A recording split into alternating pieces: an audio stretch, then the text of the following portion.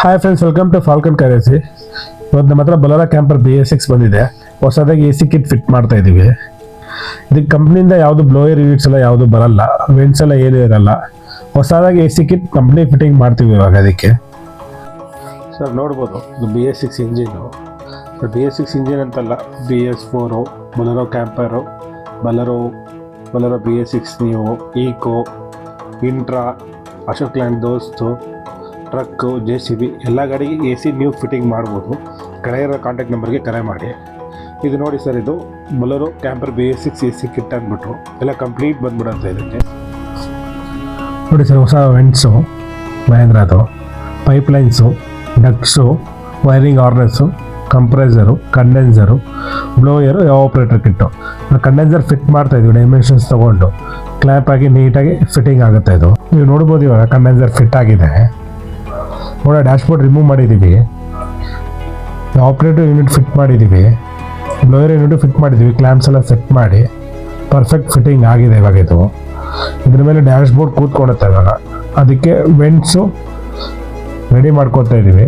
Dimensions ತಗೊಂಡು ನೀಟಾಗಿ cut ಮಾಡಿ ಆ ವೆಂಟ್ಸ್ ನೀಟಾಗಿ ಅದಕ್ಕೆ ಪರ್ಫೆಕ್ಷನಾಗಿ ಕೂರಿಸಿ ಕಂಪ್ನಿ ಫಿಟ್ಟಿಂಗ್ ಥರ ಮಾಡ್ತಾ ಇದ್ದೀವಿ.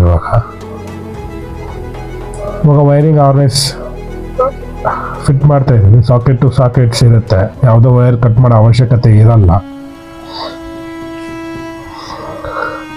ವೈರಿಂಗ್ ಕನೆಕ್ಷನ್ಸ್ ಆಗ್ತಾ ಇದೆ.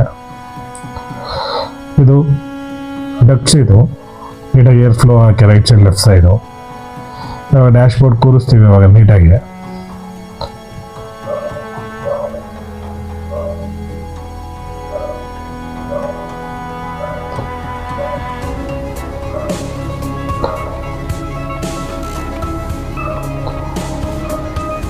ಡ್ಯಾಶ್ಬೋರ್ಡ್ ಕೂರಿಸ್ತಾ ಇದ್ದೀವಿ.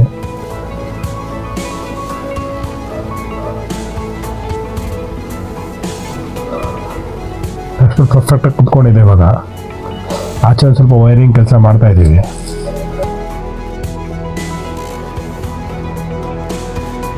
ಎಲ್ಲ ಫಿಟ್ಟಿಂಗ್ ಎಲ್ಲ ಫೈನಲ್ ಆಗಿದೆ. ಇವಾಗ ಗ್ಯಾಸ್ ಫಿಲ್ ಆಗಿದೆ, ಗಾಡಿ ಸ್ಟಾರ್ಟ್ ಮಾಡಿದ್ದೀವಿ, AC ಎಲ್ಲ ಆನ್ ಆಗಿದೆ.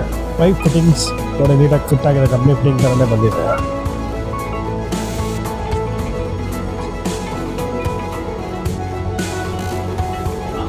ಕಂಪ್ರೆಸರ್ ರನ್ ಆಗ್ತಾ ಇದೆ.